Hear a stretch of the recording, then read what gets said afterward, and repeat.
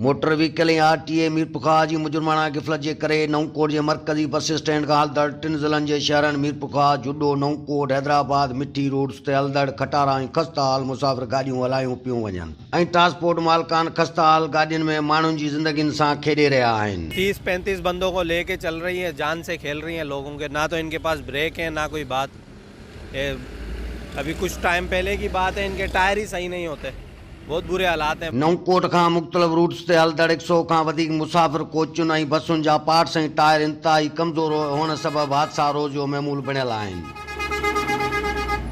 जॾहिं त गाॾियुनि जी फिटनेस चकास करण वारो इदारो मोटर व्हीकल अथॉरिटी हैदराबाद ट्रांसपोर्टरनि खां मुबीना रिश्वत वठी फिटनेस सर्टिफिकेट जारी करे छॾींदा आहिनि। जेका बि एक्साइज़ इदारा आहिनि, व्हीकल डिपार्टमेंट वारा पैसा वठी फिटनेस करे छॾनि। असल त इहो आहे त गाॾी वञे थी त उते हुनजी फिटनेस चेक थिए थी बाक़ाइदा, पर हिते उहो सिस्टम ई कोन्हे। इन जे करे एक्सीडेंट रोडनि ते थियनि था।